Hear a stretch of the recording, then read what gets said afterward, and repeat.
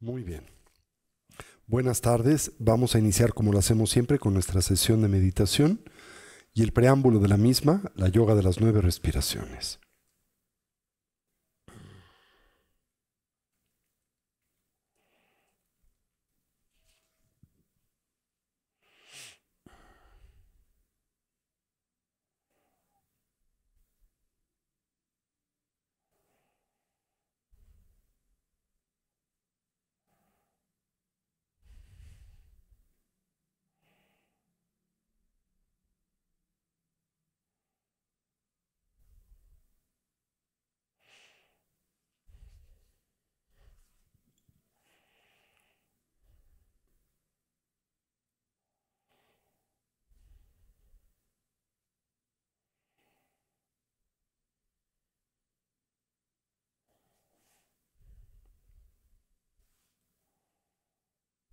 Muy bien.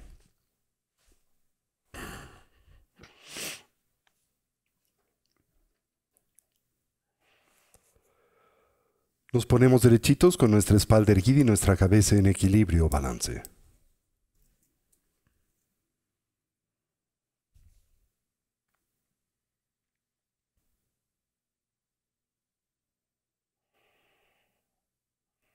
Como es habitual, comencemos por evocar una imagen mental de nuestra forma física. Para ello, introspectivamente recorramos a la misma desde la coronilla de la cabeza hasta las plantas de los pies.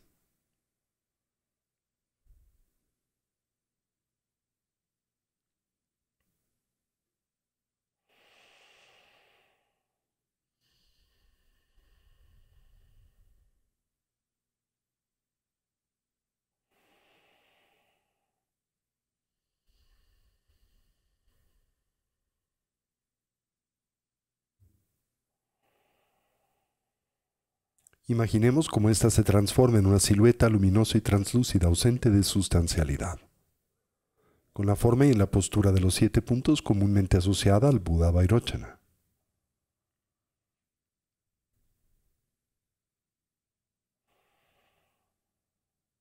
En nuestro medio surge el eje primario del sistema de energía sutil constituido por el canal central, esto es el Avaduti, así como por los dos canales adyacentes, el masculino, Lalana, y el femenino, Lalana.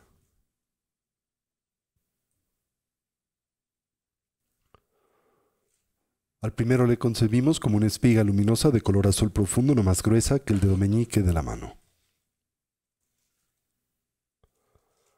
Recordamos parte de ese punto comúnmente conocido como la apertura de Brahma, localizado 8 dedos por detrás de la línea original del cabello, donde el mismo se abre y extiende como un embudo la punta de un mosquetón.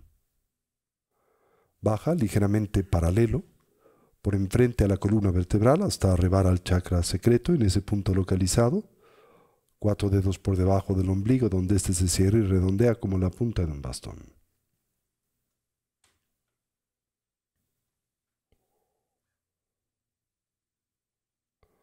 Los dos canales adyacentes parten de las fosas nasales.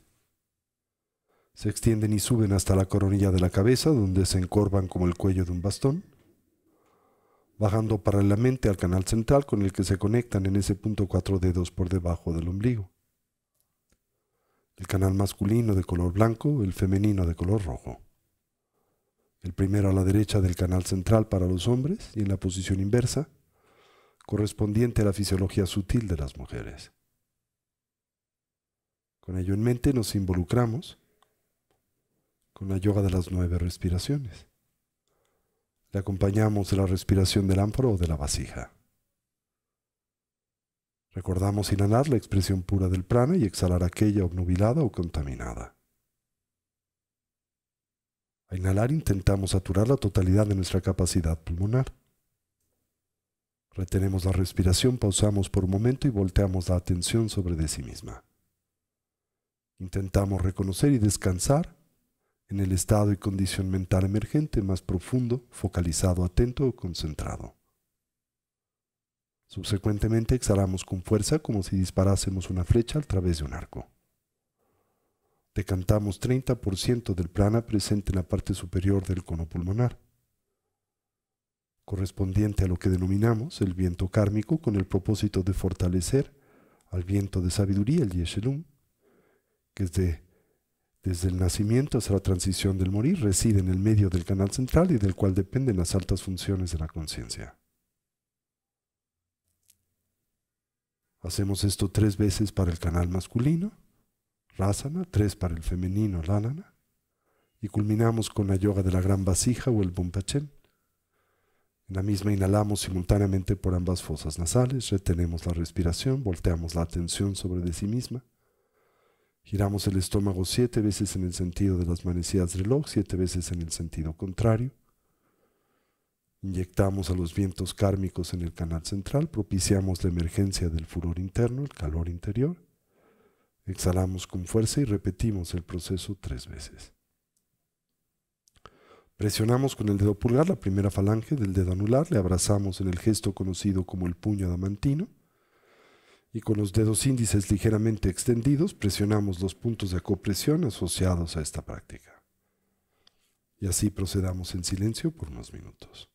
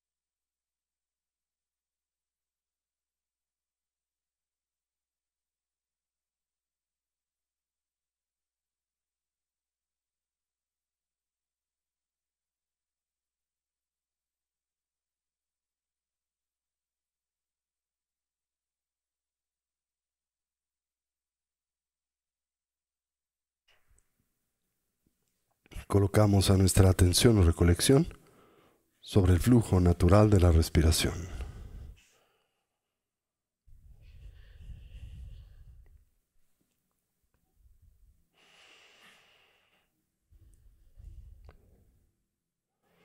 Recordamos las instrucciones esenciales. Cualquier idea, sensación o estímulo que en nosotros surja la observamos y liberamos. Consciente y lúcidamente intentamos dejarla pasar sin elaborar sobre de la misma. Con suavidad y naturalidad volvemos la atención o recolección sobre el flujo natural de la respiración.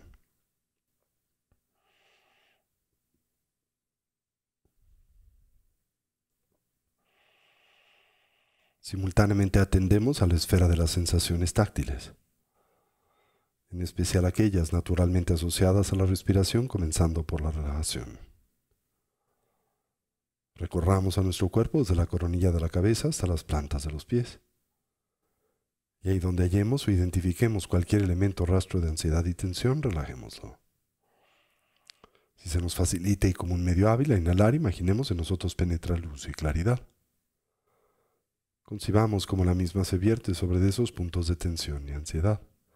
Al hacerlo, los ilumina, distiende y relaja. Y al exhalar, imaginamos esa tensión nos abandona, como vapor de agua que espontánea y naturalmente se diluye o desvanece en el vacío. Mantengamos a nuestra recolección o presencia mental firmemente asida sobre el objeto de concentración, el respirar, mientras cultivamos una actitud de atención introspectiva, dirigida hacia la emergencia de los diferentes obstáculos que sabemos dificultan, obstruyen y así obnubilan la práctica, sobre los que aplicamos sus respectivos antídotos. De experimentar extremediación nos concentramos en la exhalación. La sensación gradual o progresiva de tranquilidad y relajación que le acompaña.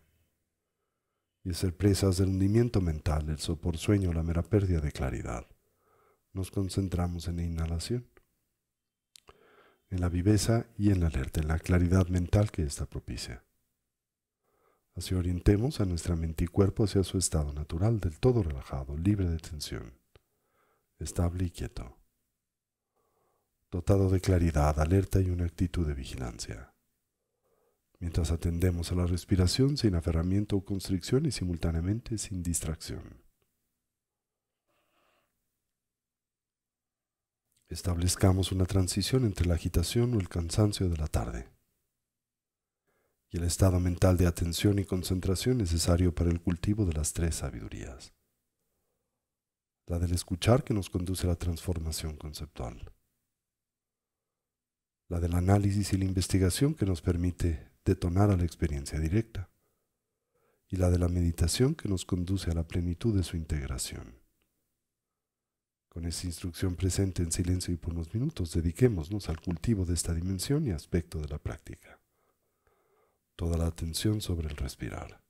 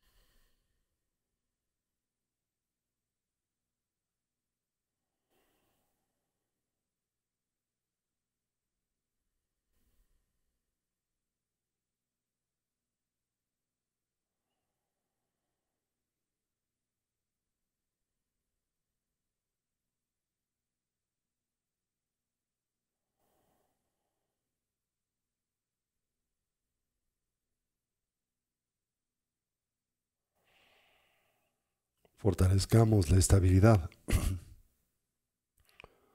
por la que comprendemos ese estado y condición mental profundamente imbuido, del todo saturado de la continua presencia de la atención. Para ello observemos la natural expansión y contracción del diafragma y del abdomen, la cercana relación presente entre ese movimiento y el de la respiración, Al inhalar observemos si el ciclo es largo o corto, si es profundo o superficial, haciendo lo mismo con la exhalación, mientras simultáneamente atendemos a la mera sensación de contacto de nuestro cuerpo con su asiento. De experimentar extremidación nos concentramos en la exhalación y de ser presas del hundimiento mental la inhalación.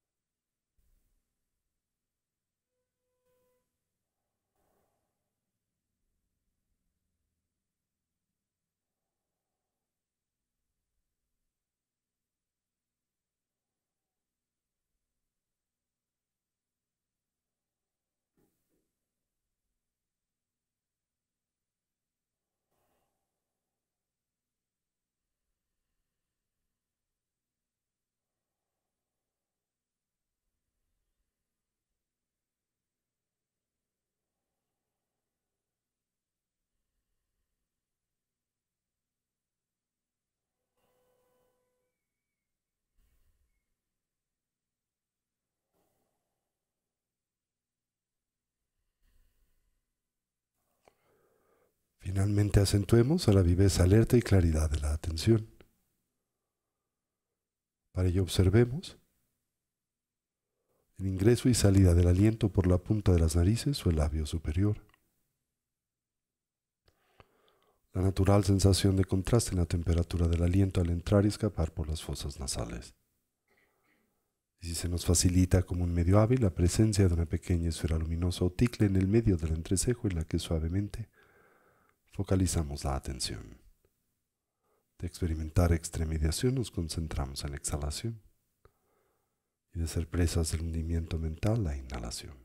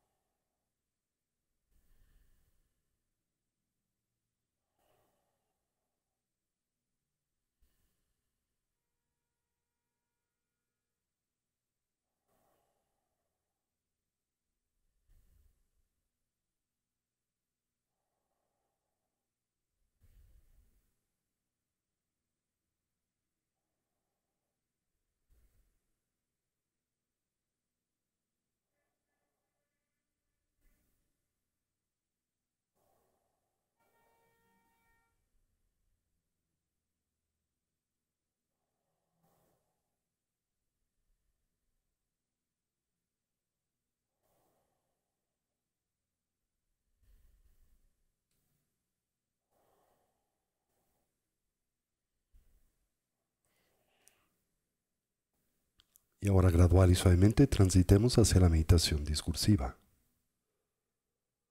Reconozcamos en la misma un natural complemento a la práctica de la estabilidad. Y así evoquemos a los 4 pensamientos que orientan y motivan a nuestra mente hacia el despertar. Comencemos por lo preciado de la vida humana.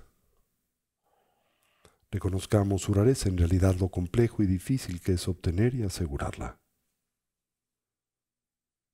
Su necesaria condición de ocio y oportunidad, enraizada en las 8 libertades y las 10 riquezas, tanto las 5 personales como las 5 circunstanciales o ambientales.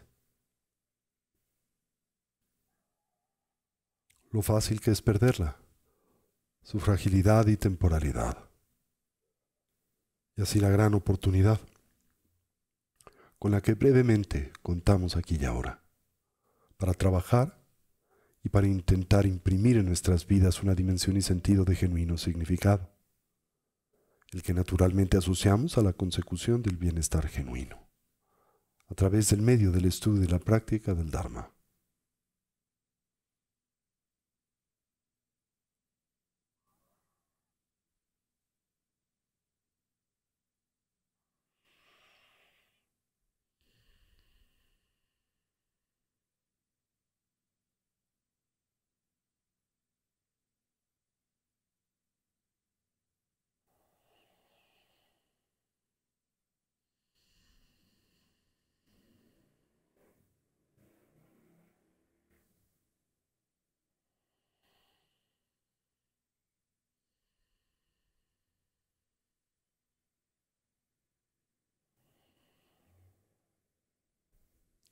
Atendamos a la muerte y la impermanencia.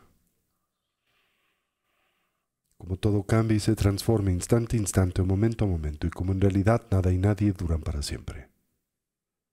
En especial señalemos a nuestra propia condición mortal, y como la única variable del todo certera y segura en la vida es la de nuestra propia mortandad, que en realidad desconocemos el cómo y el cuándo es que este evento acontezca, podría ser hoy.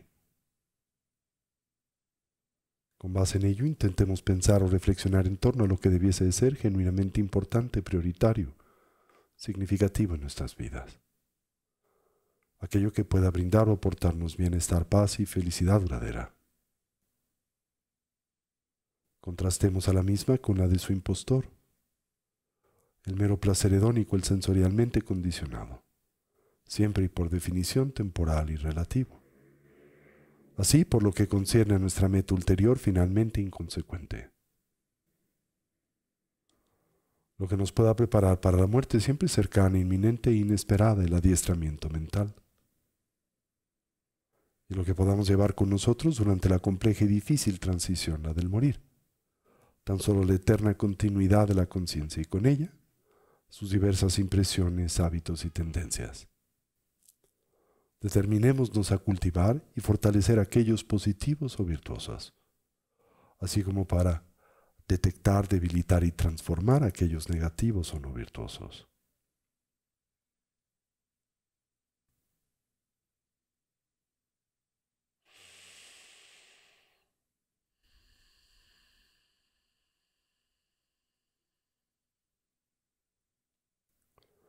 Conjuntamente contemplemos a las causas y sus consecuencias.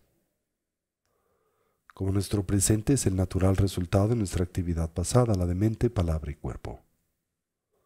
Y como nuestro futuro será el efecto de la suma de nuestra actividad pasada y presente. Como todo lo que hacemos, pensamos y decimos se torna así en significativo, haciéndonos del todo responsables de nuestra propia vida y vidas, en especial de la experiencia que de éstas derivamos, siempre personal, íntima y subjetiva.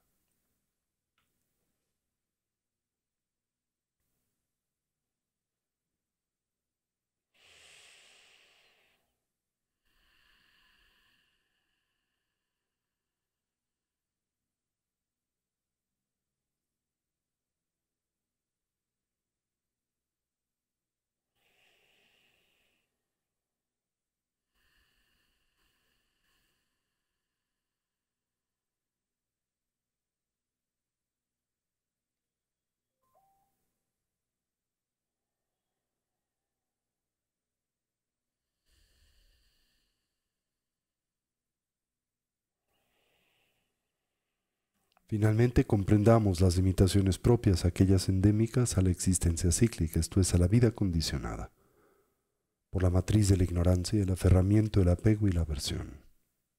Como en consecuencia, todos los seres sufren, experimentan y transitan por un sinnúmero de dificultades, conflictos y problemas, de la misma manera que nosotros. Podemos empatizar con estos, conocemos la experiencia del sufrir y naturalmente desearíamos ser capaces de ayudarles. Mas reconocemos nuestras limitaciones presentes para hacer y lograr esto, y es con ello en mente que volteamos nuestra atención en la dirección del refugio y que nos determinamos a establecer una orientación auténticamente positiva y segura en la vida, la que simbolizamos a través de la triple joya. Así, tomamos refugio en el Buda. Lo hacemos no tan solo como un hombre o persona, sino como alguien que representa la naturaleza abierta y clara de la mente, así como sus diversos potenciales evolutivos. Tomamos refugio en el Dharma, como un compromiso para integrar y poner en práctica las instrucciones de vida, desarrollo y cultivo que el Buda nos dio o aportó. Tomamos refugio en la Sangha, la comunidad compuesta primariamente por aquellos genuinamente avanzados en el sendero, los despiertos, los Budas, los liberados, los arhats, los héroes o bodhisattvas. Indirectamente, la comunidad de amigos y amigas que en el camino nos inspiran y ayudan.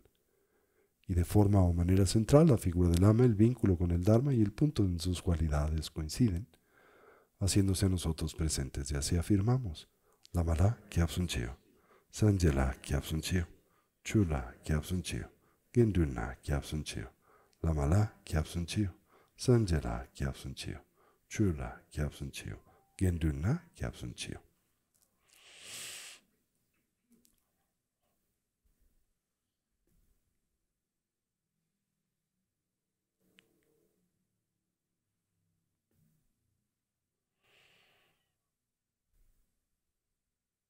Y ahora expandamos la extensión de nuestra conciencia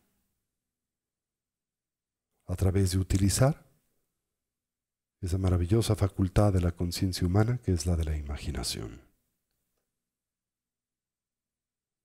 Volvamos a la práctica del Tonglen, el dar y el recibir. Uno de los métodos principales dentro de la tradición budista mahayana para el cultivo de esta honda y poderosa mentalidad, la bodhicitta, la conciencia de vocación y orientación altruista. Comencemos por evocar e imaginar a una persona que nos es cercana. Puede tratarse de un ser amado, de un hermano, de un hijo, de un pariente, de un amigo, alguien que conocemos bien, por el que experimentamos un natural sentimiento de cercanía y preocupación, quien hoy transita por una circunstancia de adversidad. Puede tratarse de una económica, social, psicológica o física. Evoquemos mentalmente a esta persona tan vívidamente como nos sea posible. E imaginemos cuáles son los conflictos por los que transita y las causas que le propician, tanto las externas como las internas.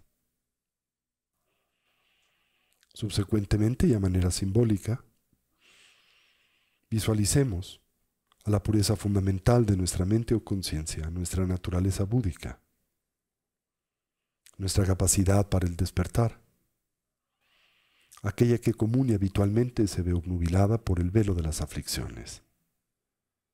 Concibámosla ahora simbólicamente como una perla de luz en el centro del chakra del corazón. Luz blanca, radiante, inexhaustible y brillante. Luz de gozo y purificación. Concibámosla como la natural expresión de nuestra naturaleza esencial. Y así abrazando a la práctica del Tonglen.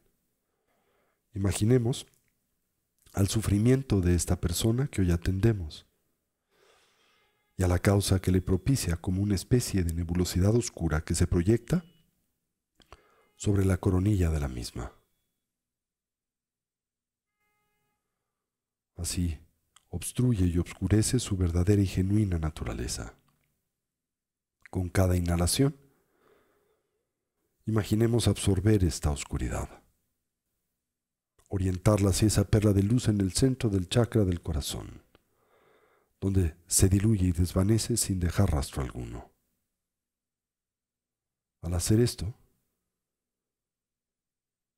no lo reduzcamos tan solo a un ejercicio de imaginación, pero con cada inhalación evoquemos la mentalidad propia de la compasión, enunciándola así. Puedas ser realmente feliz, puedas identificar las causas que propician el bienestar genuino, puedas liberarte del dolor y el sufrimiento y de las causas que lo propician.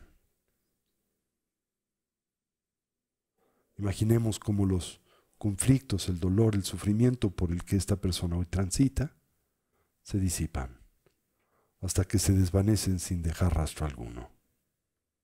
Y así una vez más, evoquemos mentalmente a esta persona tan vívidamente como nos sea posible. Pero ahora enfoquemos nuestra atención en sus añoranzas, en su deseo y aspiración de bienestar y felicidad. Y con el deseo propio de la bondad y el amor, externémosle. Puedas encontrar la felicidad genuina. Puedas identificar y abrazar sus causas. Con cada exhalación imaginemos que esta luz fluye ininterrumpidamente de esa perla de luz en el centro del chakra del corazón. Una luz de sanación, de bondad y de amor. Imaginemos cómo se proyecta hacia afuera. Del todo satura y llena esta persona con la claridad del gozo, el bienestar y la felicidad. Imaginemos que esto es así aquí y ahora mientras sincronizamos a la práctica con la respiración. Y así procedamos en silencio por unos minutos.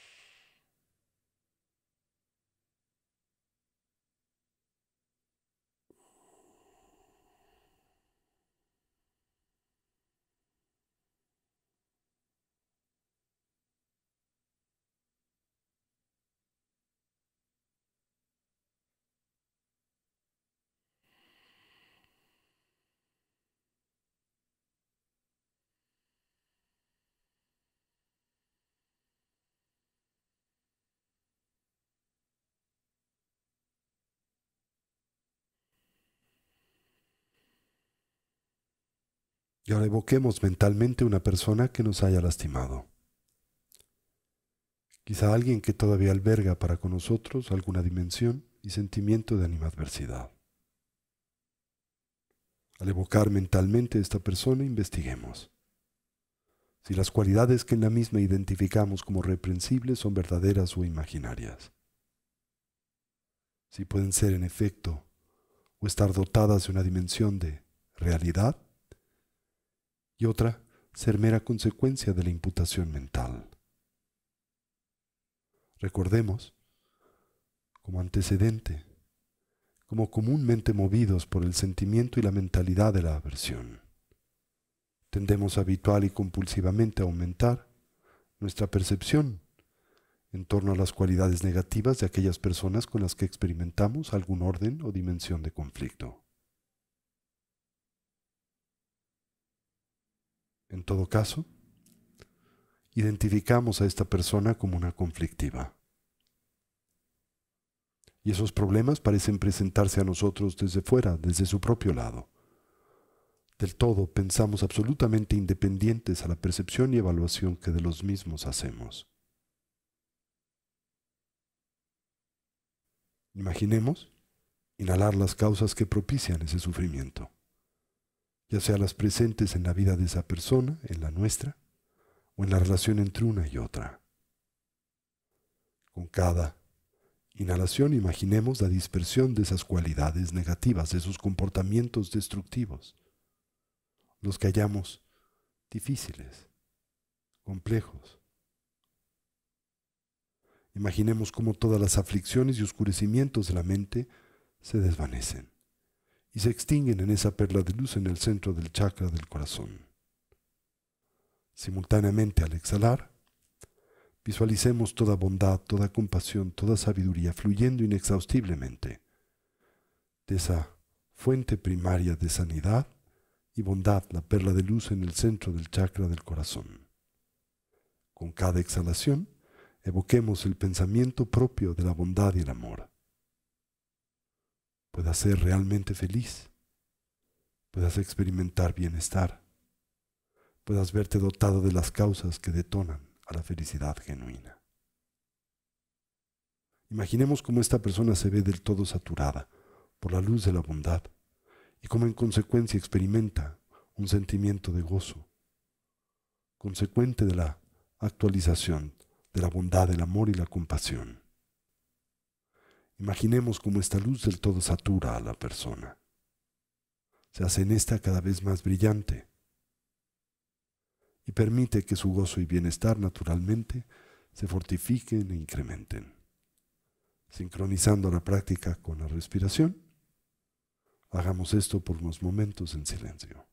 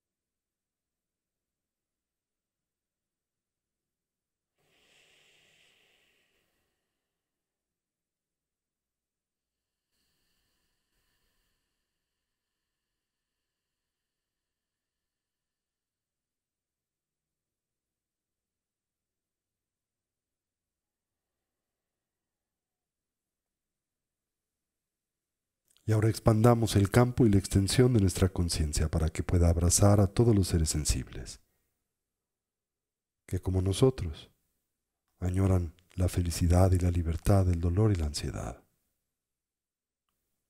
Con cada exhalación absorbamos su sufrimiento conjuntamente con las causas que le propicien,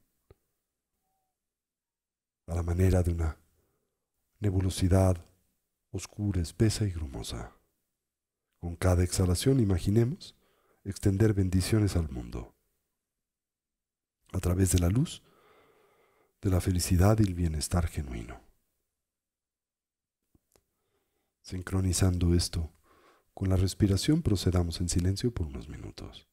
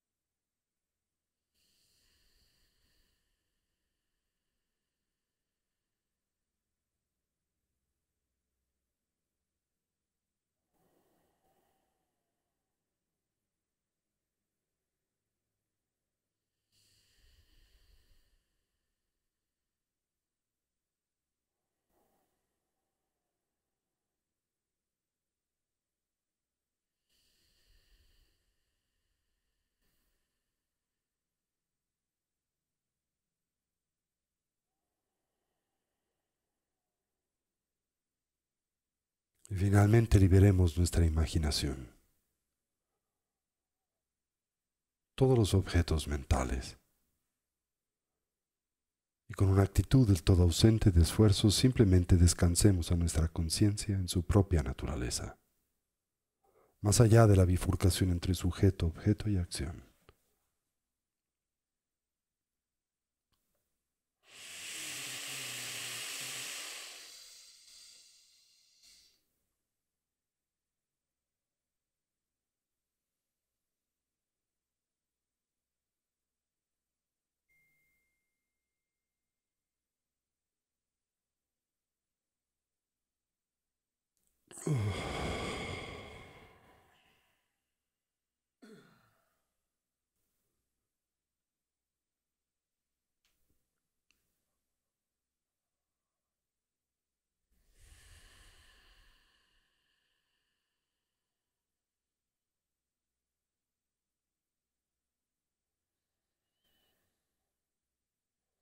Y así terminemos por dedicar el mérito. Deseemos cualquier potencial positivo que a través de este medio hayásemos desarrollado o cultivado, sirve y sea de beneficio a todos los seres. Que podamos todos actualizar nuestros potenciales como trascender nuestras diversas limitaciones. Que una mentalidad altruista pueda nacer donde no ha nacido y se incremente donde ya existe. Que todos los seres puedan ser felices y dejar de sufrir. Y que pronto todos podamos actualizar el estado y condición de la conciencia de sabiduría y compasión de un Buda, no solo en nuestro propio especial beneficio, sino en particular en el de aquel de los que nos rodean. ¿Así es? Así es. Así es.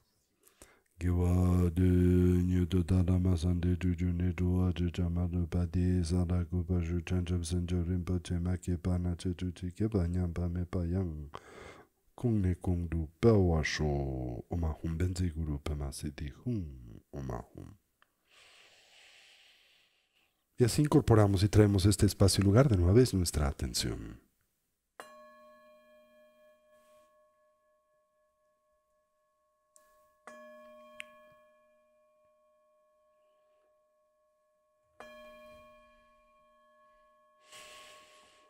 Muy bien.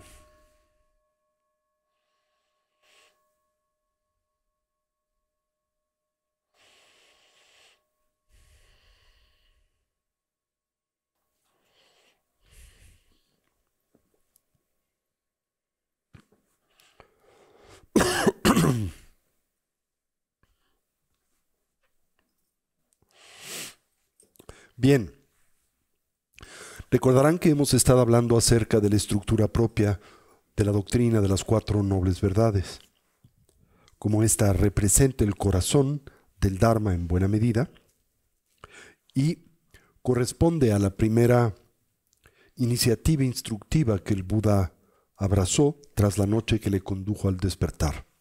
La verdad del sufrimiento, la verdad del origen del mismo, las causas que le detonan y propician, el descubrimiento de la verdad de su posible cesación o trascendencia y el planteamiento de un camino que conduce a este logro. Bien, dentro del contexto de la cadena dentro del contexto de la doctrina de las cuatro nobles verdades y particularmente en la segunda, la del origen, Samudaya, en la tradición budista se plantea una estructura de análisis introspectivo, que es la de la cadena de los 12 nidanas o de los 12 eslabones del surgimiento dependiente.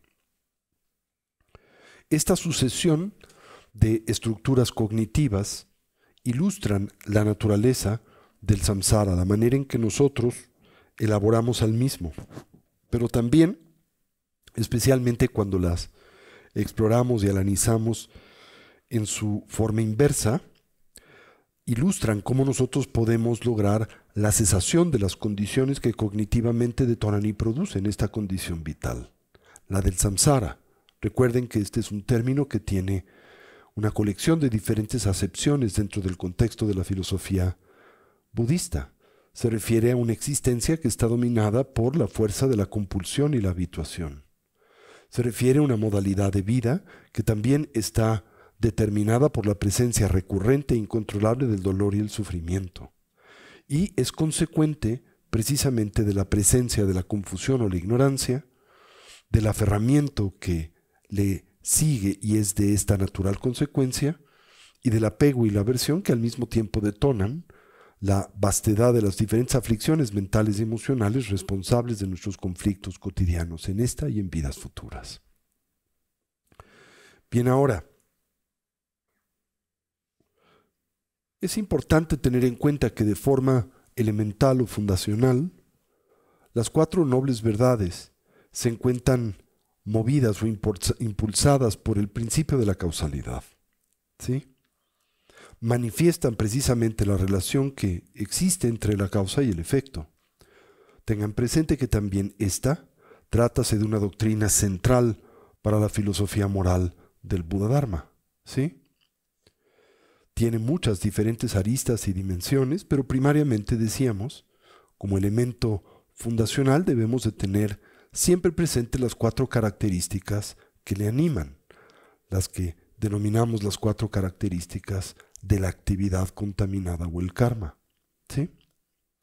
Esto es, el que este es definitivo, entendiendo por ello el que nuestras acciones de mente, palabra y cuerpo definitivamente producen consecuencias, y que existe una natural relación de naturaleza e intimidad entre las causas y sus consecuencias. Esto en esencia quiere decir que las acciones positivas tarde o temprano producen consecuencias y resultados de ese género, orden o naturaleza.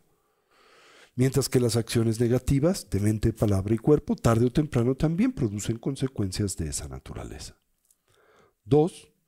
El hecho de que el karma es expansivo, tiende siempre a la complejidad. 3. Que si no se generan las causas, naturalmente no se producen los efectos. Y en contraste, si nos vemos expuestos a los efectos, es porque directa o indirectamente en esta o en vidas previas produjimos las causas. Tengamos de ello conciencia o no. Y finalmente el hecho de que el karma, esto es la continuidad causal de nuestras acciones y sus resultados, no se desvanece por sí misma, a menos de que nosotros consciente y lúcidamente sobre el proceso de dicha complejidad y continuidad apliquemos lo que denominamos las fuerzas y poderes de oposición. ¿Los recuerdan? 1. El arrepentimiento, que debemos de siempre distinguir de toda expresión de culpa, la determinación de enmienda, el deseo y aspiración de reorientar a nuestras vidas, en especial y en este contexto en una dirección genuinamente positiva y segura, que es la que nosotros en la tradición budista identificamos con la estructura de la triple joya, y la necesidad de cultivar un tipo de mentalidad, en este caso lo que llamamos la altruista, la bodhicitta, la que aspira a la consecución de la plenitud del despertar en beneficio de otros, no solo de uno mismo, para contrarrestar la fuerza del egoísmo, que trátase de una de las estructuras aflictivas más dominantes y destructivas en nuestras vidas. Y finalmente, la determinación de corregir el daño, que a través de la estructura de la mente, palabra y cuerpo hayásemos propiciado en otros o en nosotros mismos. Estos cuatro elementos son importantísimos de tener presentes, ilustran la estructura primaria o el funcionamiento elemental precisamente de la causalidad moral o lo que llamamos karma. Recordarán, platicábamos la semana pasada, cuando exploramos y analizamos la naturaleza de la primera de las cuatro nobles verdades, la verdad del sufrimiento, ¿qué le propicia? ¿Recuerdan? Comúnmente se dice naturalmente la ignorancia, y esto es cierto. Sin embargo, en el contexto de la tradición budista no se dice, por ejemplo, cuando se enuncian las causas primarias relacionadas a la producción del sufrimiento en la segunda de las cuatro nobles verdades, la del origen o samudaya, no se explicita literalmente a la ignorancia como la causa primaria del sufrimiento, se obvia, se presupone. Lo que se dice propicia el sufrimiento recurrente en la existencia de los seres sensibles es el karma y los kleshas, ¿sí? Recuerden, la palabra karma se refiere en este particular contexto a la actividad de mente, palabra y cuerpo en un ser sensible contaminada, ahora sí, por la presencia de la ignorancia, que al mismo tiempo no es otra cosa que la expresión de una cognición que es distorsionante, la dualista. ¿Sí? Simultáneamente, esa ignorancia naturalmente propicia, produce o detona la emergencia de otros patrones cognitivos, mentales y emocionales de distorsión, como lo son el apego y la aversión, de los que simultáneamente se afirma emanan el resto de las 84.000 distintas aflicciones mentales y emocionales. También, en el contexto de la segunda de las 4 nobles verdades, se señala y afirma que otro elemento causal del sufrimiento son los kleshas, ¿verdad? Nyungon, como se les llama en la lengua tibetana. La palabra klesha es una palabra muy particular dentro del vocabulario sánscrito budista y tiene un particular significado. Se refiere a la presencia de esas funciones mentales que propician y detonan en el individuo, por un lado, naturalmente el dolor y el sufrimiento, pero que también lo hacen en consecuencia de propiciar y fortalecer o introducir en la vida de la persona una serie de primarios desequilibrios. El primero de los mismos es el desequilibrio que afecta a la facultad del deseo y la abolición. El segundo es el desequilibrio que afecta a la atención o la recolección. El tercero es el desequilibrio que debilita a la cognición. Y el cuarto y último es el desequilibrio emocional.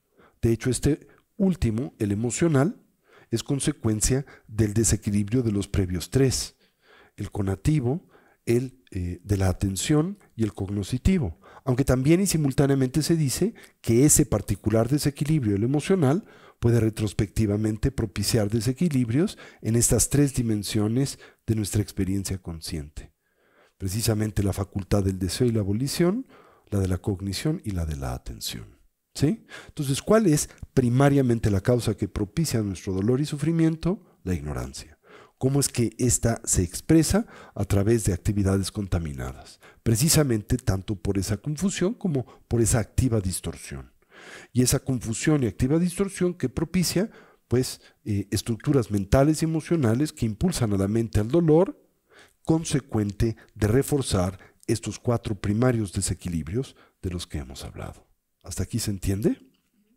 Pero también, fundamentalmente, se dice que la causa elemental de nuestra conflictividad recurrente radica en esta cadena de relaciones cognitivas que emanan de la confusión y que redundan en la compulsión. ¿Ok? Es lo que llamamos la cadena de los 2 eslabones del surgimiento dependiente. ¿Sí? En la raíz de esta instrucción y enseñanza central de la filosofía budista, porque explica el génesis del samsara, como también la posibilidad de su trascendencia y cesación, ¿verdad? Hallamos una particular afirmación, y esta afirmación tiene que ver con el hecho de que todos los fenómenos, todas nuestras distintas experiencias, todas las cosas, todas las apariencias, en fin, todo evento, ¿verdad?, emerge en dependencia ¿de qué? De causas y condiciones. Y que nada en realidad existe de forma unitaria, nada lo hace de forma en consecuencia autónoma o independiente, y así entonces puede señalar e ilustrarse el que ningún fenómeno externo o interno posee identidad intrínseca. Así también se ilumina o se señala la ausencia de cualidades sustanciales en dichos fenómenos, ¿verdad? Independientes aquellas que emergen en relación ¿a qué? A la experiencia, a la relación y a la cognición de los seres sensibles que interactúan con esas condiciones y circunstancias. ¿Se entendió eso? Bien.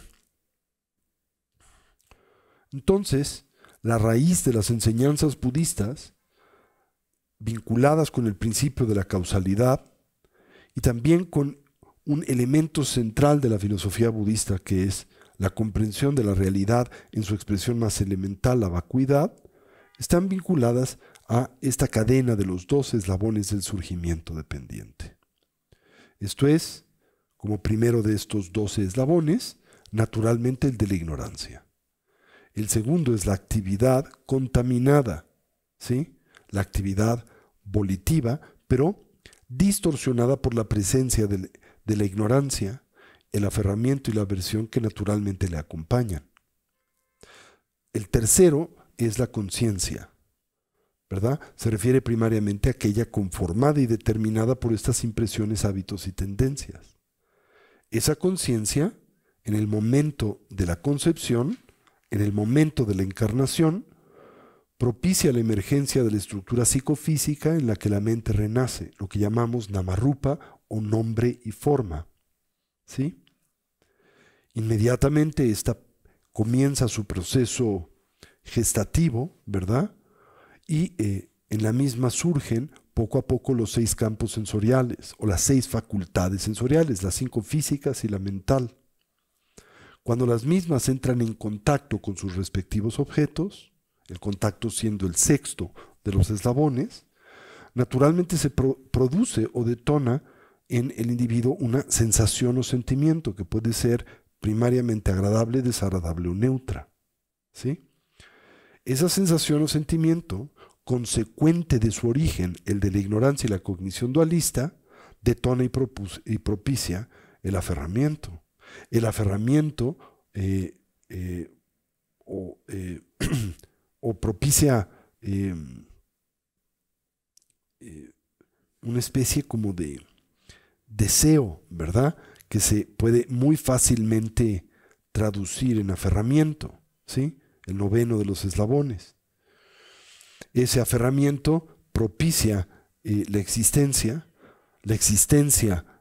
nos conduce al nacimiento, y el nacimiento pues perpetúa el ciclo del envejecimiento, la enfermedad y la muerte, y así cíclicamente. ¿Se entendió eso? Entonces la cadena de los 2 eslabones del surgimiento dependiente.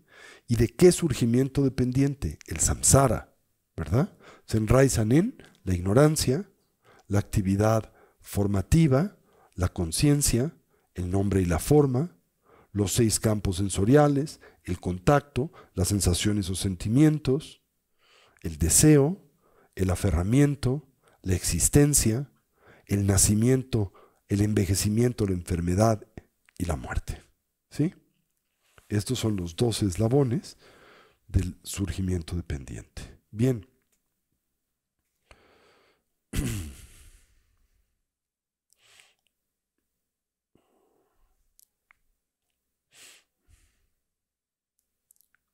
A través de la presentación de esta cadena de los 2 eslabones del surgimiento dependiente, el Buda primariamente nos enseña el hecho de que todos los eventos, incluyendo aquellos que corresponden a nuestra experiencia personal o individual, llegan, se hacen presentes, se derraman en la existencia meramente como consecuencia de causas y condiciones. ¿Sí? Entender esto simultáneamente puede conducir al contemplativo a entender la naturaleza interdependiente de todas las apariencias, y esto representa una causa fundacional para el entendimiento de la vacuidad y por tanto para la disipación del velo de las aflicciones y con ello la plenitud del despertar y la iluminación. ¿Sí? El Buda enseñó que el mero hecho de que algo existe como un agregado, esto es como algo que emerge en dependencia de causas y condiciones, naturalmente implica que esa estructura, agregado, esa entidad, se encuentra ausente de una existencia independiente, autónoma, de una identidad intrínseca, o que está dotado o dotada de realidad objetiva. Realidad objetiva se refiere a una condición de realidad que es del todo autónoma o independiente de toda relación, especialmente de la designación conceptual de los perceptores que interactúan y conviven con esa apariencia, con ese estímulo, con ese elemento, ¿no? Bien, ahora, se dice entonces que cualquier elemento que es dependiente al mismo tiempo debe de ser vacío, ¿sí? Si existe, emerge en dependencia de causas y condiciones, está vacío de una identidad que no dependa de causas y condiciones y que existe independiente a las mismas. Recuerden, cuando en la tradición budista hablamos acerca de la vacuidad, Por vacuidad, ¿a qué nos referimos? A la ausencia de la existencia de las fantasías que nosotros equívocamente proyectamos sobre el mundo de la experiencia. ¿Sí? Estamos vacíos ¿de qué? De esas fantasías. Existimos independientes a estas. ¿Sí? Y sin embargo, esto nos es muy difícil de comprender porque en consecuencia de la familiaridad y la habituación, la totalidad de la experiencia que tenemos y derivamos del mundo está entintada por este tipo de percepción equívoca y dualista. ¿Sí? Así, le atribuimos naturalmente identidad intrínseca a todo aquello con lo que sensorialmente, convivimos, ¿verdad? Le concebimos como existiendo independiente a nosotros la experiencia e imputación mental que de ello hacemos, y pensamos en efecto posee cualidades sustanciales, ya sea positivas, negativas o neutras. Saben bien que el conflicto de abrazar este tipo de ideas o nociones es que naturalmente desembocan en las aflicciones, particularmente el apego y la aversión. El apego hacia las cualidades que sustancialmente identificamos como positivas, la aversión hacia aquellas que nosotros identificamos como negativas y la ignorancia o indiferencia hacia aquellas que nosotros contemplamos como neutras. Bien. Decía entonces que la causa primaria del sufrimiento es el karma, la actividad precisamente contaminada por esa confusión, y los kleshas, ¿sí? Las aflicciones. Les comentaba que el término que se utiliza en la lengua tibetana para referirse a los kleshas es el término Nyun Mong, que literalmente quiere decir aquello que nos aflige. Y algo más interesante, aquello que nos aflige desde dentro. Porque nosotros comúnmente identificamos las causas de nuestras aflicciones con unas externas, ¿no? ¿Por qué sufro? Porque me haces la vida imposible. O porque me encuentro contento porque me das lo que yo deseo. ¿Sí? Entonces, en este contexto, cuando hablamos acerca de ese velo que propicia, detona el dolor recurrente, nos referimos precisamente al de los kleshas, que son aquellos elementos que nos afligen desde dentro. ¿Sí? Eso tiene que ver con qué. ¿Desde dentro en qué sentido? Están vinculados a nuestra percepción, a la manera en que nosotros percibimos, entendemos, decodificamos el mundo de nuestra experiencia, ¿verdad? Y que en nuestro caso está determinado por la habituación, por la cultura y por nuestra visión kármica de la vida. Sin embargo, es algo de lo que precisamente el Buda señala nos podemos liberar. Recuerden, esa es la tercera de las 4 nobles verdades: la exaltación, el señalamiento, el acentuar la realidad de la posible cesación, y no solo temporal, sino estructural y definitiva, del dolor, a través de atacar las causas que le propician, empezando por el primero de los 4 eslabones, que es el de la ignorancia, de los 12 eslabones, que es el de la ignorancia. ¿Sí? Bien, una aflicción por su propia naturaleza, ¿qué es lo que propicia? Algún tipo de perturbación, ¿no es cierto?, dentro de la mente de la persona, del individuo, en el momento en que la misma surge. Y por lo tanto, también detona la presencia y expresión del sufrimiento, una vez más, dentro de la persona. ¿Sí? Cuando hablamos entonces, en general, acerca de nuestra aspiración de bienestar, cuando enunciamos este deseo de ser felices, de dejar de sufrir, por supuesto que de lo que nosotros estamos hablando es una experiencia consciente. ¿Sí? Esto es nuestro deseo de experimentar felicidad, como también de evadir la experiencia del sufrimiento. Así que tomemos un momento para examinar precisamente el natural fenómeno de la experiencia. ¿Sí? Desde la perspectiva de la tradición budista, todas nuestras diferentes experiencias se pueden dividir en 2 grandes categorías. Las experiencias sensoriales, que tienen que ver con nuestros sentidos físicos, el ojo, el oído, la nariz, la lengua, el cuerpo, y las experiencias mentales, que tienen que ver con un órgano sensorial adicional, que es el de la conciencia, el de la cognición. Ahora, la conciencia sensorial, ¿qué es lo que produce?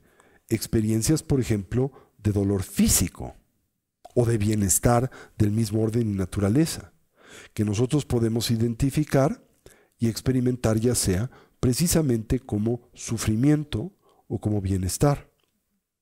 ¿Sí? Produce también naturalmente la experiencia del placer físico, que nosotros identificamos como una experiencia de bienestar, ¿no es cierto?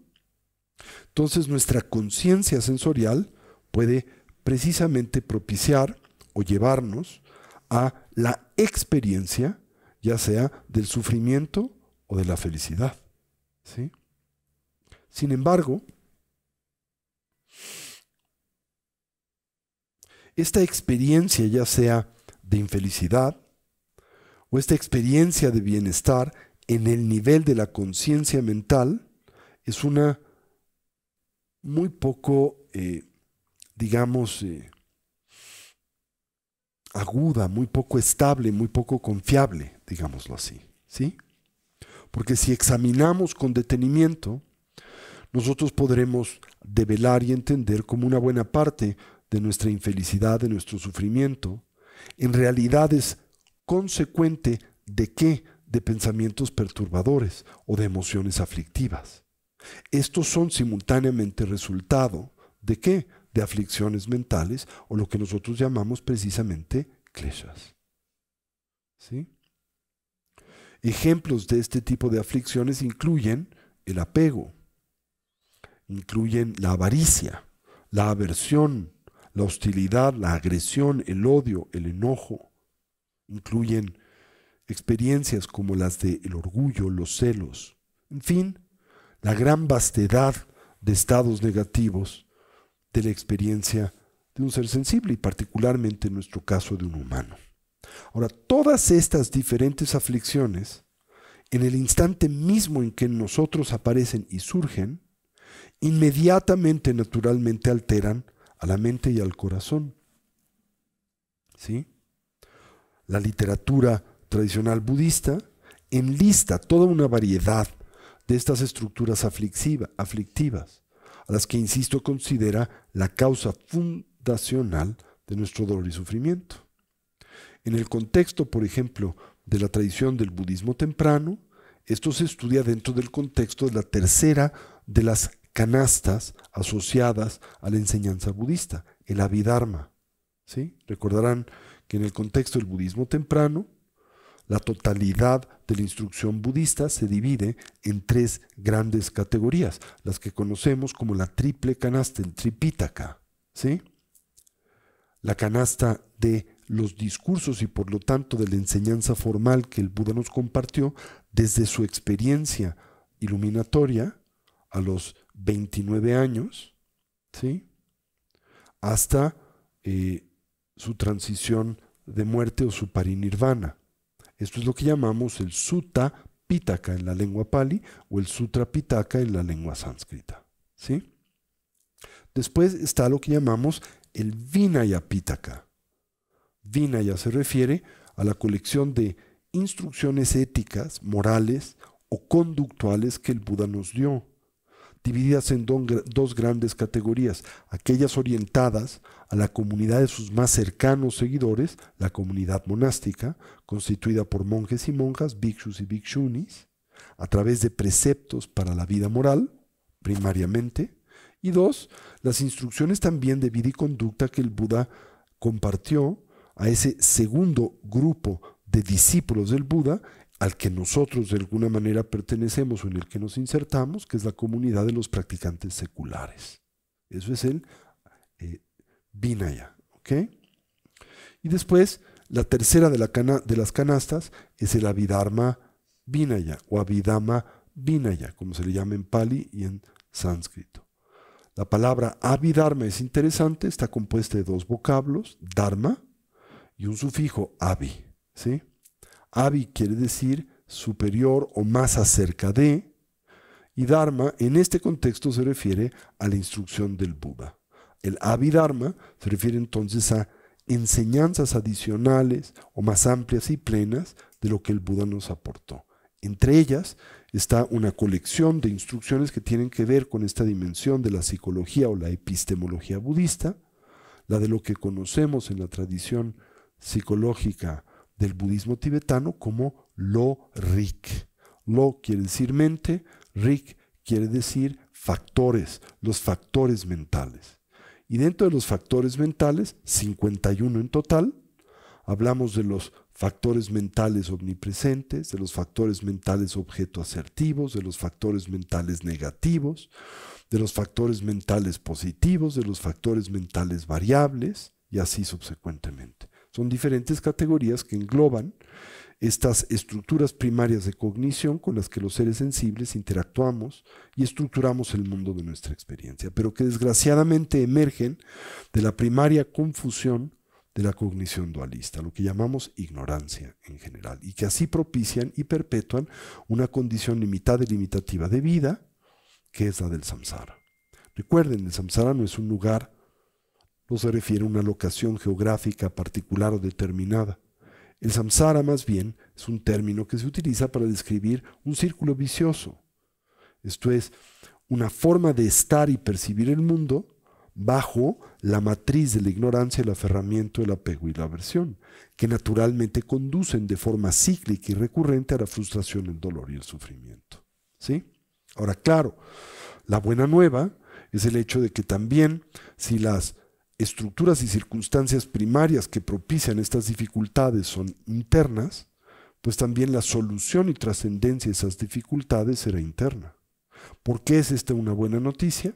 Lo es en buena medida porque el control y dominio de circunstancias externas para nosotros y todos los seres es limitada, ¿verdad?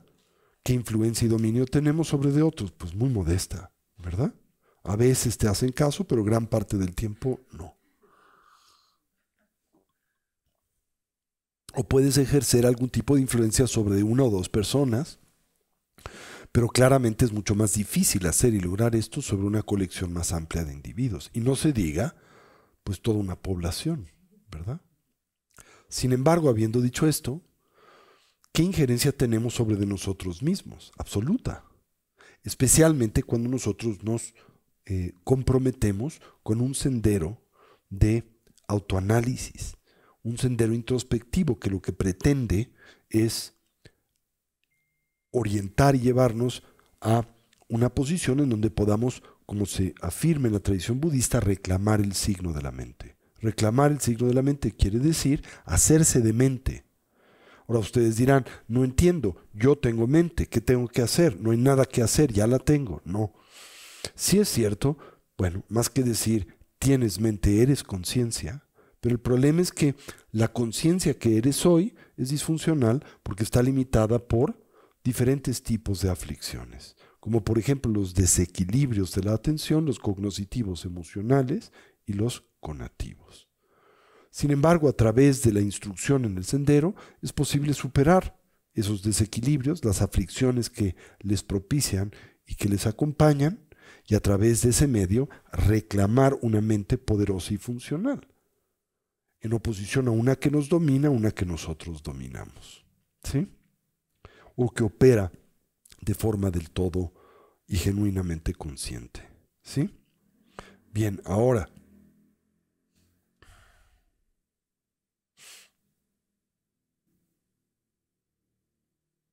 si nosotros observamos de forma muy detallada la experiencia que tenemos del mundo, no es muy difícil develar la enorme influencia que nuestra conciencia juega en la conformación de nuestra experiencia cotidianamente, día con día, ¿sí?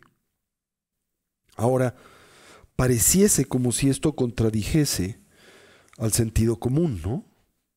Porque comúnmente nosotros pensamos que nuestra experiencia está en realidad determinada por las apariencias.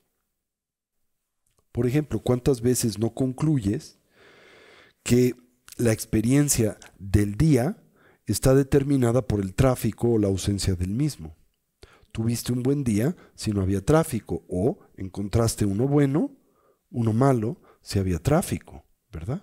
Entonces, ¿qué piensas? Ordinariamente mi experiencia está determinada por circunstancias externas, como el tráfico, ¿verdad? O soy feliz porque en mi casa me celebran, me atienden. O soy infeliz porque no me celebran ni atienden, me ignoran. O soy feliz porque en mi trabajo me reconocen y me otorgan autoridad. O infeliz porque acontece una circunstancia a esta contraria. En todo caso, ¿qué es lo que nosotros sentimos? Determina nuestra experiencia, condiciones externas. Ahora, la tradición budista no es ingenua. Por supuesto, entiende que esas condiciones externas influencian la conformación de nuestra experiencia, pero simultáneamente que señala y afirma, no la determinan, y que el factor que determina la conformación final de nuestra experiencia es intrasubjetivo. Esto es, no depende de elementos externos, sino depende del órgano y la función que los decodifica y que les aporta sentido y significado, que es la conciencia. ¿Sí? Ahora,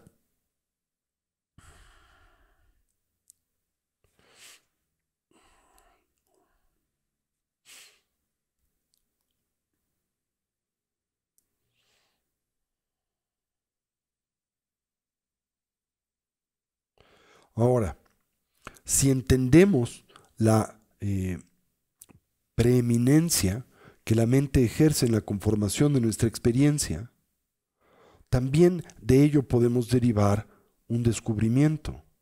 Y es el hecho de que el factor que determina la conformación de nuestra experiencia es interno.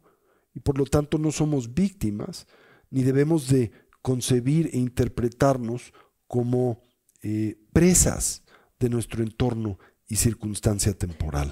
Sí, esta puede influenciarnos en cierto orden y nivel, pero la idea es que no permitamos que nos determine, a través de recobrar precisamente el dominio de nuestra conciencia y sus procesos.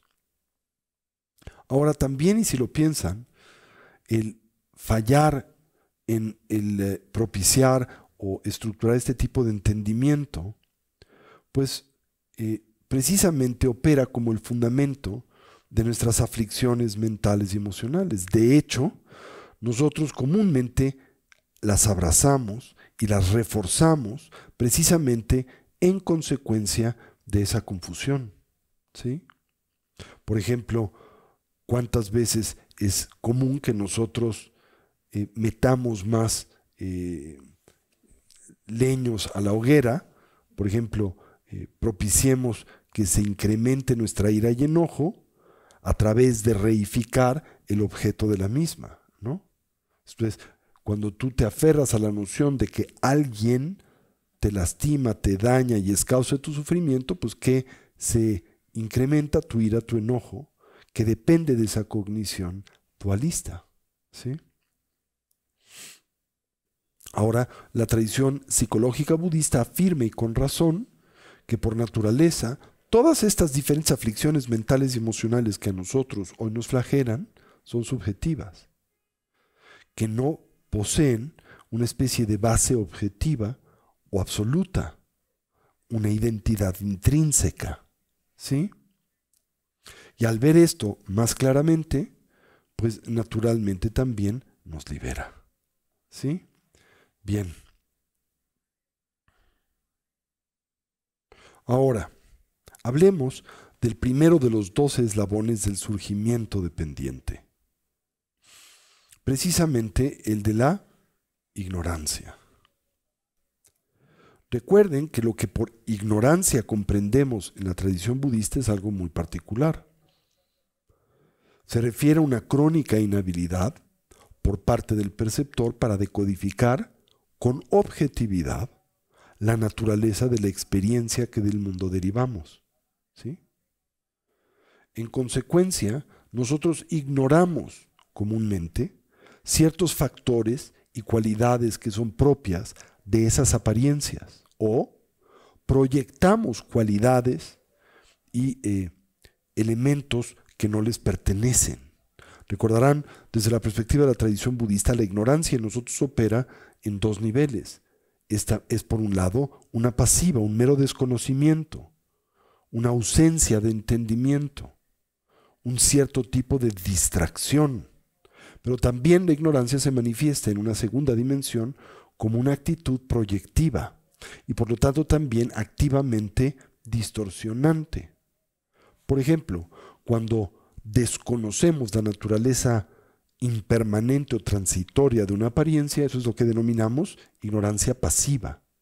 Pero cuando nosotros sobre de esa apariencia proyectamos una condición contraria a su naturaleza, por ejemplo, sobre de aquello que es transitorio e impermanente proyectamos una demanda y aspiración de permanencia y estabilidad, esto corresponde a lo que denominamos la ignorancia proactiva. De estas dos, ¿cuál ustedes piensan es más destructiva? La segunda, la proactiva, ¿verdad? La que no solo ignora, sino que distorsiona. ¿Se entiende esa idea? Bien.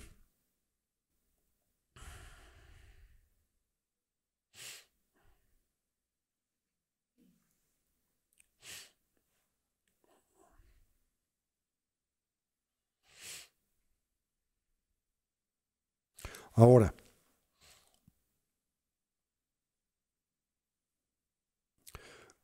la ignorancia también puede dividirse en aquella prenatal, aquella con la que nosotros nacemos, y de hecho, desde la óptica de la ontología budista, por la que nacemos, y aquella que nosotros cultivamos y reforzamos en esta vida, consecuente primariamente de nuestros diferentes condicionamientos, ¿sí? Ya nacemos de alguna manera con la propensión hacia la cognición dualista. Y de hecho, nacemos en consecuencia, o el tipo de nacimiento que experimentamos es resultado de ese tipo de condición distorsionada y distorsionante. Es resultante de la ignorancia, de la naturaleza de las cosas. Y simultáneamente a lo largo de la vida, de esta, por ejemplo, existencia y encarnación, reforzamos diferentes aspectos de esa ignorancia en dependencia naturalmente de nuestros distintos condicionamientos. No solo eso, sino también de nuestra particular visión kármica de la vida, la que es propia de tener un cuerpo humano. Porque claramente lo que percibimos se filtra. ¿Por qué? Por el rango de operación de esas bases sensoriales que son en este contexto particularmente humanas. Pueden ustedes tener absoluta certeza de que un conejo no percibe de la misma manera que lo hace un ser humano. Y también pueden tener absoluta certeza que una ballena asesina, que una orca, percibe radicalmente diferente a como nosotros percibimos. ¿Por qué? Porque posee un cuerpo, una base sensorial diferente y porque sus sentidos funcionan de diferentes y alternativas formas a los nuestros. Por ejemplo, el rango de la percepción auditiva de un perro es muy diferente al rango de la percepción auditiva de un ser humano. A menudo no entendemos el comportamiento de un perro, pero no lo entendemos porque no tenemos la capacidad precisamente de ponernos en sus zapatos, de encarnar su condición y en ese contexto develar lo que detona y propicia su comportamiento. ¿Por qué? Porque como humanos simple y sencillamente no podemos oír lo que ese animal oye. Y por ejemplo, lo que le asusta. Si tú no oyes nada y de pronto ves que tu perro está aterrado, quizá no te das cuenta que lo que está escuchando es el sonido de cohetes a la lejanía, porque tiene ese sentido, esa habilidad sensorial. ¿Me doy a entender? Así, nosotros no podemos del todo imaginar cómo percibe un águila. Para el águila la percepción primaria es la visual, como es la nuestra. Pero se dice que las águilas tienen 200% de mayor capacidad visual y nitidez visual que la que tiene un ser humano. Tienen ojos que son similares a telefotos, ¿no? Que pueden percibir en cercanía, pero también pueden percibir a distancia. Sus pupilas se ajustan de tal manera como un lente zoom que pueden hacer de algo muy lejano, cercano. No podemos siquiera imaginar cómo opera esto porque no poseemos esa habilidad perceptual. Y así subsecuentemente. Eso es lo que llamamos la visión kármica de la vida. ¿Sí? Bien, ahora, esta ignorancia multidimensional simultáneamente se centra en tres elementos. Primero, aquellos vinculados con la mera ausencia de entendimiento, la ignorancia en torno a la naturaleza, uno, cambiante, dinámica, impermanente de todos los fenómenos, externos e internos. Dos, la ausencia en consecuencia de su identidad intrínseca. Y tres, y último, por tanto, la comprensión de las causas que propician el sufrimiento. Esto es lo que nosotros determinamos o llamamos las tres marcas de la existencia.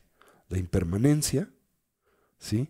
O la naturaleza cambiante, temporal y dinámica de todos los fenómenos, su ausencia de realidad objetiva o identidad intrínseca, o, para que lo entiendan de una forma muy simple, de existencia autónoma o independiente, y por tanto la incapacidad para entender por qué es que en nosotros emerge el sufrimiento. Ahora, lo contrario, esto es la expresión de la ignorancia proactiva, ¿qué hace? Bueno, proyecta sobre de aquello que es transitorio o impermanente una demanda y expectativa o concepción de permanencia, ¿no? Por ejemplo, lo primero que haces cuando eres presa de esta experiencia emocional aflictiva que es el enamoramiento romántico, lo primero que haces en consecuencia del mismo es exigir al otro permanencia, o al sentimiento por el que temporalmente transitas permanencia, o concibes ese sentimiento del todo divorciado de causas y condiciones. Por ejemplo, el que está surgido. Suena tonto, pero es bien importante, ¿no? Si estás urgido, todo parece atractivo. De la misma manera que cuando tienes hambre, todo parece comida. Hasta otra persona, ¿no? Si tienes suficiente hambre, se te antoja, pues, ¿qué te gusta? El muslito de tu pareja. Hasta de un hijo. Lo que en otro contexto concebirías como imposible, inviable y hasta monstruoso, ¿verdad? Pero si tienes suficiente hambre, así acontece, si tienes suficiente sed, se te antoja la orina de alguien, hasta la propia, que cuando no tienes sed parece repulsiva, ¿sí? Entonces nos olvida la preeminencia que la cognición tiene sobre la experiencia que tenemos del mundo, ¿sí? Y precisamente esa ignorancia proactiva, ¿qué es lo que hace? Sobre de aquello que es transitorio e impermanente, ¿qué demanda proyecta? De permanencia, de estabilidad, ¿sí? Que las cosas sigan igual. Dos, sobre de aquello que no posee identidad intrínseca, realidad autónoma o independiente, que proyecta esa identidad y una existencia independiente y autónoma, inclusive y particularmente de nosotros, de la experiencia que tenemos de ello, de la manera en que lo percibimos o decodificamos. Y por lo tanto, percibimos que la causa que propicia nuestro sufrimiento, pues es externa, ¿verdad? Y tiene que ver con el no obtener lo que deseamos o perder lo que tenemos y ya hemos obtenido, ¿no? En general. Esto es la expresión de la primera dimensión del sufrimiento, el dolor común, el del nacer, crecer, envejecer, enfermar, morir, no obtener lo que nos es grato o perder lo que nos es grato, el dolor de la confusión y de la ansiedad, ¿sí? Después, el dolor del cambio y la transformación, y finalmente la expresión más sutil del sufrimiento y del dolor, aquella vinculada ¿a qué? A la ignorancia de la realidad interdependiente de todos los fenómenos. Eso quiere decir que la causa más primaria y elemental de nuestro sufrimiento es la reificación. La reificación quiere decir congelar todo aquello con lo que interactuamos y percibimos, y también la noción o concepción de identidad que abrazamos, ¿sí? Esto no quiere decir que nosotros y lo que nos rodea no exista, solo quiere decir que no lo hace de la manera en que ordinaria y subjetivamente, dominados por la presencia de la confusión, a nosotros aparece, ¿sí? No quiere decir que el gong no exista, solo quiere decir que el gong no existe como una entidad unitaria, porque como existe, es una entidad compuesta. El gong no existe intrínsecamente como gong, porque su condición como gong es temporal y subjetiva. Emerge en dependencia de condiciones y circunstancias. Y el gong no existe como a nosotros podría parecer, como por ejemplo, intrínsecamente hermoso y bello. Si tú piensas que el gong existe de esa manera, que se produce deseo, y el deseo se exacerba y se convierte en aferramiento, y el aferramiento que detona, pues las aflicciones mentales y emocionales, precisamente aquellas que nos afectan desde dentro y producen nuestro dolor y sufrimiento. Ahora, esta ignorancia de la manera en que las cosas son, de estas tres primarias marcas de la existencia, el primero de los dos eslabones del surgimiento dependiente, produce consecuencias, porque todas las acciones producen efectos. Y esto nos trae al segundo de los 12 eslabones. El segundo de los 12 eslabones es lo que llamamos la actividad formativa o las formaciones kármicas. Esto se refiere a la cognición que del mundo tenemos determinada por la presencia de la ignorancia y los condicionamientos propios de la misma. Es una actividad contaminada, ¿por qué? Por esas aflicciones mentales y emocionales, por esas distorsiones cognitivas. Recuerden, en la tradición budista hablamos acerca de diferentes tipos de actividad, ¿sí? Por ejemplo, la actividad iluminada es aquella que opera con base en el intuitivo y directo entendimiento y comprensión de la manera en que las cosas son, y que naturalmente representa una expresión natural de esa comprensión, y que opera como una causa genuina y profunda, certera y confiable de bienestar y felicidad duradero. Pero también es cierto que existen otros tipos de actividad, actividades con las que nosotros comúnmente nos vinculamos y relacionamos, a las que nosotros determinamos o describimos como la actividad contaminada. A la actividad contaminada es lo que nosotros llamamos karma. A la actividad pura es lo que llamamos actividad búdica, o la que adviene de una mente lúcida y despierta, que comprende las cosas como son. Ahora, la actividad contaminada puede ser relativa y subjetivamente positiva y negativa, ¿sí?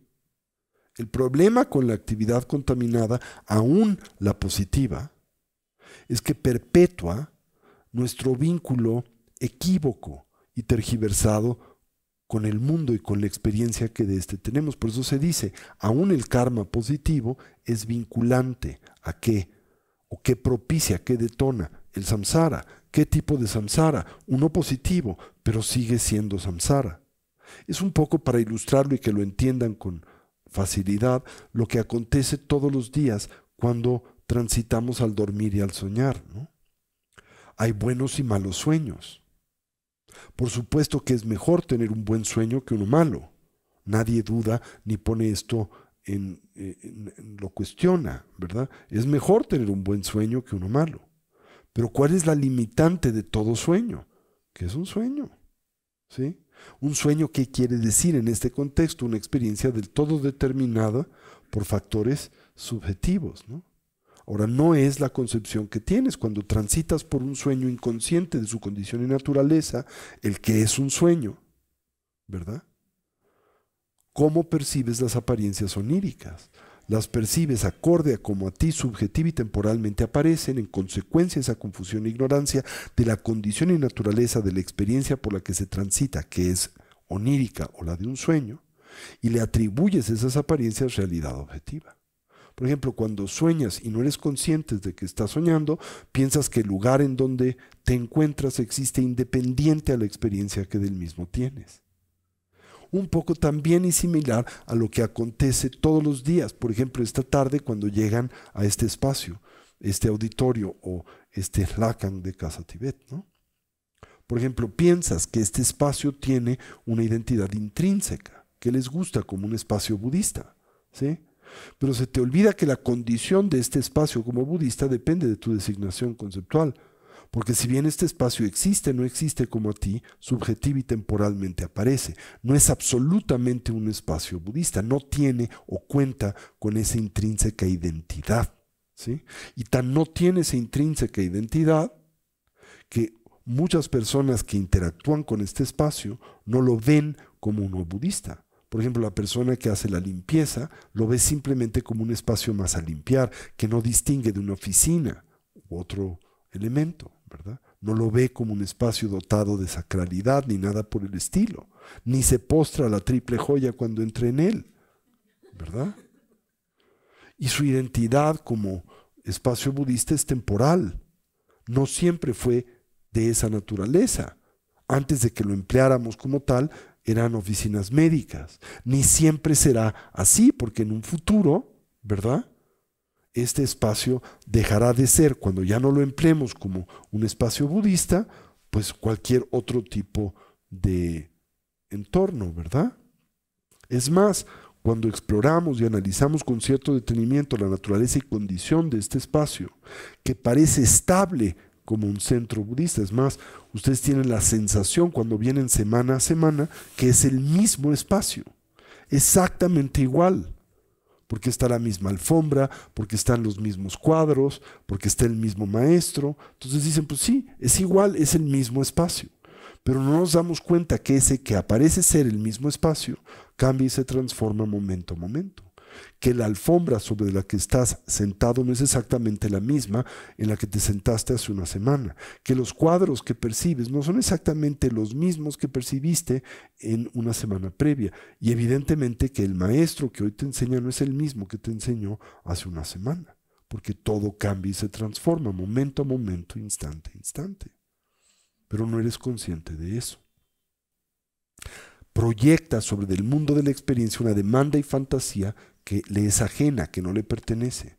Y esa demanda y fantasía es la de la existencia unitaria, autónoma, independiente, permanente, la de la identidad intrínseca, la realidad objetiva, la existencia autónoma o independiente.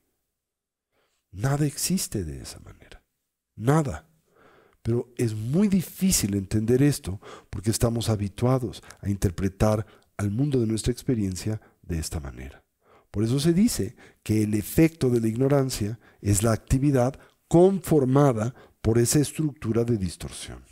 Todo lo que hacemos, pensamos y decimos está distorsionado por la ignorancia, el apego y la aversión. ¿Sí?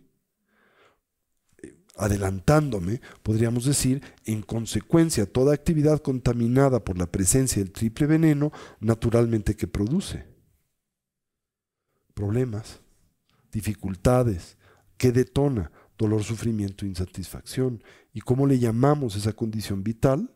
Samsara. ¿Y qué quiere decir samsara? En realidad, la palabra samsara tiene dos acepciones. Una existencia circular, un círculo vicioso, porque mientras hay ignorancia, habrá dolor, y el dolor está naturalmente ligado a la ignorancia, y mientras no cortes la ignorancia, el dolor no cesa. ¿Ok? De una u otra manera. Y dos, al samsara también se le interpreta como ese entorno en donde todo pedo es posible. Para ponerlo en el vernacular, ¿no? Todo tipo de conflicto y dificultad es posible. Eso es el samsara. ¿Sí? Porque también uno piensa que hay límites en torno a todo aquello que te genera y propicia dolor y sufrimiento. Pero en realidad no hay límites, como la vida lo demuestra. Aún experiencias, entornos y circunstancias que temporalmente parecen favorables pueden convertirse en una pesadilla. Los que han visitado un parque de diversiones pueden ilustrar esto perfectamente bien. ¿Alguna vez han viajado a el parque de diversiones Disneylandia? ¿Saben cómo le llaman? ¿Cuál es el eslogan con el que le describen? El eslogan de Disneylandia es The Happiest Place on Earth, el lugar más feliz de la tierra. Pero no ves a las gentes tan felices adentro del parque, ¿no? Nunca falta el niño que está haciendo un tango espeluznante, ¿no? Nunca falta el esposo peleándose con la esposa. Nunca falta la familia agotada que lo que quiere es sentarse y liberarse de las multitudes, ¿no? Nunca falta el que está mentando madre por sentirse explotado por las infinitas colas. Y así subsecuentemente. Y que ves también la oscilación entre momentos de bienestar, los 3 minutos del juego, y de malestar, las 3 horas de cola para entrar al juego, ¿no? Es una metáfora de la vida, si lo piensas, ¿no? Entonces, a medida en que te haces consciente de esa condición, pues también poco a poco te es posible empezar a explorar cuáles son las causas que la propician, la detonan. Y uno de los primarios descubrimientos del Buda es que las causas que detonan esa condición y circunstancia son internas y tienen que ver con la conciencia, la mente, una conciencia y mente dominada por el velo de las aflicciones. Los eventos mentales enraizados en la confusión que propician el sufrimiento. Sin embargo, y vuelvo a insistir, esta es en realidad una muy buena nueva, porque si entiendes que la causa que propicia elementalmente tu sufrimiento es interna, también entiendes que la solución a esa conflictividad es del mismo género y orden, es también interna. Y esto es una buena nueva porque es el único entorno sobre el que tienes injerencia, el interno. El externo es uno que escapa en buena medida a tu dominio, tu injerencia, tu involucramiento, etc. Entonces la ignorancia produce el segundo eslabón, las actividades contaminadas por la confusión pasiva y proactiva. Ahora, esa actividad contaminada que produce, que genera el tercero de los dos eslabones del surgimiento dependiente, la conciencia. ¿Qué conciencia? Una dominada por la actividad contaminada, producto de la ignorancia. Por lo tanto, ¿de qué tipo de existencia trázase? Una samsárica. Entonces, la actividad contaminada propicia el tercer eslabón, que es la conciencia. ¿Pero qué conciencia? La conciencia samsárica, la conciencia dualista, la conciencia aflictiva, aquella dominada por la matriz de la ignorancia, el apego y la aversión. ¿Ok? Pero esa conciencia se refiere, bueno, hay dos dimensiones de esa conciencia. La conciencia que se llama potencial y la conciencia actualizada. La potencial es la que mora en la dimensión previa al renacimiento. Y la actualizada es la que ya encarna, ¿ok? Primariamente el tercer eslabón se refiere a aquella que todavía no encarna, la que abandona el cuerpo en la transición del morir y está dominada por la matriz de la ignorancia, el apego y la aversión. ¿Se entiende esto? Bien. El cuarto de los 12 eslabones es el eslabón de lo que llamamos Namarupa, nombre y forma, y se refiere al momento de la encarnación y cómo se conforma intracorporalmente. Todavía no naces, pero encarnas, ¿ok? Y está conformada por un cuerpo físico y por aquello que le anima, que es una conciencia. Es lo que llamamos nombre y forma. Y precisamente la forma es el cuerpo, nombre es la conciencia, y lo que señalan es nuestra naturaleza compuesta de estas dos dimensiones, temporalmente hablando, la mental y cognitiva y la física. ¿Sí? ¿Hasta aquí me siguen? Bien, la semana que viene exploraremos el proceso formativo y cómo dentro de la madre vamos desarrollándonos, nuestros sentidos empiezan a activarse, entran o se ven expuestos a diferentes estímulos, generan experiencias y esas experiencias una vez más determinan nuestra forma de transitar por el mundo. Pero mientras todas esas experiencias emerjan de la matriz de la ignorancia, esas experiencias perpetúan una condición de conflicto, el samsara. ¿Hasta aquí me siguen? Bien, entonces exploremos con mayor detenimiento el cuarto eslabón, el del nombre y la forma, la semana próxima. ¿Ok? Entonces el primer eslabón de la cadena de los 12 es la ignorancia, la pasiva y la proactiva, la prenatal y la propia de esta existencia. ¿Sí? El segundo de estos eslabones es la actividad formativa, lo que llamamos formaciones kármicas, las acciones que emergen en nosotros en dependencia y consecuencia de esa ignorancia. Esa actividad formativa que produce o que determina, pues la continuidad de la conciencia de un ser sensible entre la vida, la muerte y el renacimiento, naturalmente. Esa colección de percepciones equívocas y tergiversadas también detonan el tipo de renacimiento que la persona o que la conciencia experimenta. Una expresión que tiene dos dimensiones, naturalmente una mental y una física, en nuestro caso en particular, mientras vivimos en el reino del deseo como seres humanos, porque si renaces en el reino de la forma, propicia un renacimiento de una conciencia en un cuerpo infinitamente más sutil que el material. Y si renaces en el reino sin forma, lo haces solo con la expresión de la mente, sin un cuerpo, ¿sí? Pero de todas maneras, una mente dominada por la cognición dualista y la reificación. ¿Hasta aquí me siguen? Bueno, dejémoslo aquí esta noche, ¿les parece? Y así dediquemos el mérito. Deseemos siempre que cualquier potencial positivo que a través de este medio hayamos cultivado y desarrollado, que sirva y sea de beneficio a todos los seres. Que podamos todos actualizar nuestros potenciales como trascender nuestras diversas limitaciones. Que una mentalidad altruista pueda nacer donde no ha nacido y se incremente donde ya existe. Que todos los seres puedan ser felices y puedan dejar de sufrir. Y que pronto todos podamos actualizar la conciencia de sabiduría, bondad y compasión de un Buda, de un ser despierto, no solo en nuestro propio beneficio, sino en especial en el de aquel de los que nos rodean. ¿Así es? Así es. Así es.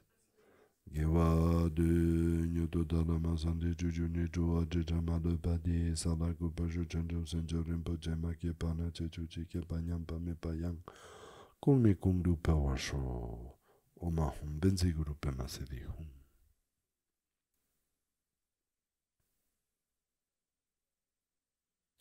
Pues muchísimas gracias.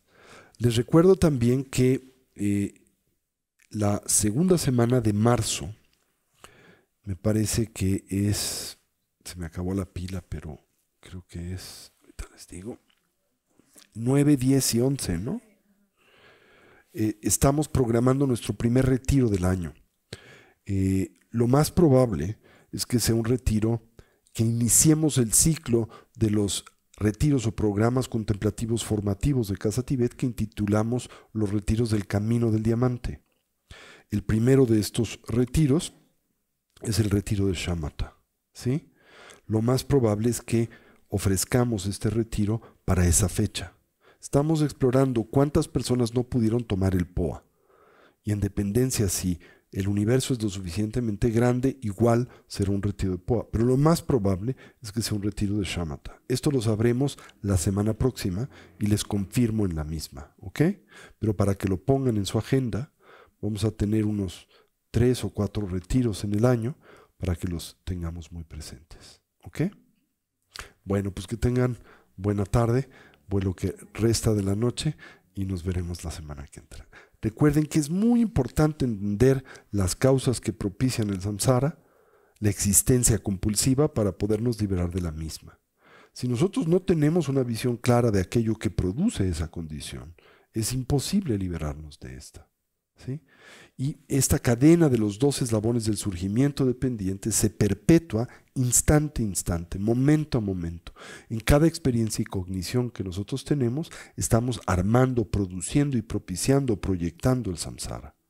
Pero también si nos hacemos conscientes de ese proceso y lo revertimos, esto es, hacemos que la cadena de los 2 eslabones del surgimiento dependiente opere de forma contraria, entonces podemos liberarnos de esa estructura perceptual equivocada y con ello del universo que proyecta.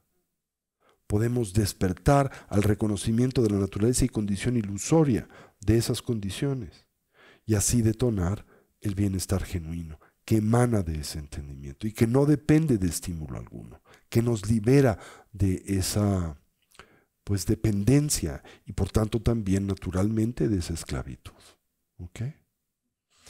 Entonces, la idea, lo que el Buda plantea, es explorar y entender con profundidad y entendimiento esa cadena de relaciones cognitivas, la de los 2 eslabones del surgimiento dependiente, de los que depende la existencia condicionada por el dolor, el sufrimiento, la compulsión y la insatisfacción constante, incontrolable y recurrente.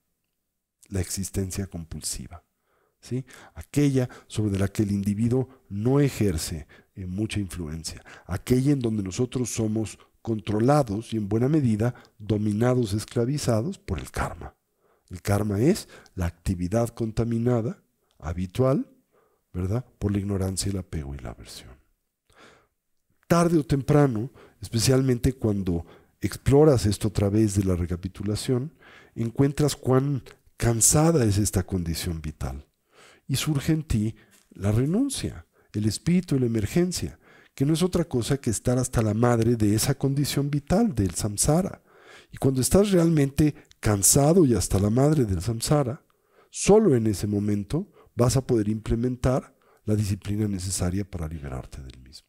Pero si sigues enamorado del samsara, y sobre el samsara sigues proyectando expectativas, ¿verdad?, fantasiosas, como que sí, tarde o temprano te va a hacer feliz, simplemente tienes que encontrar, identificar correctamente qué es lo que logrará este objetivo y meta, entonces vas a perpetuar ese círculo vicioso una y otra y otra y otra vez. Como no ser capaz de reconocer el sueño como sueño noche tras noche, ¿no?, con la esperanza de encontrar en un sueño eventualmente la causa genuina del bienestar duradero. Bien, este es un elemento entonces central de la propuesta y revolución interior del Buda, y por eso un tema central de las 4 nobles verdades.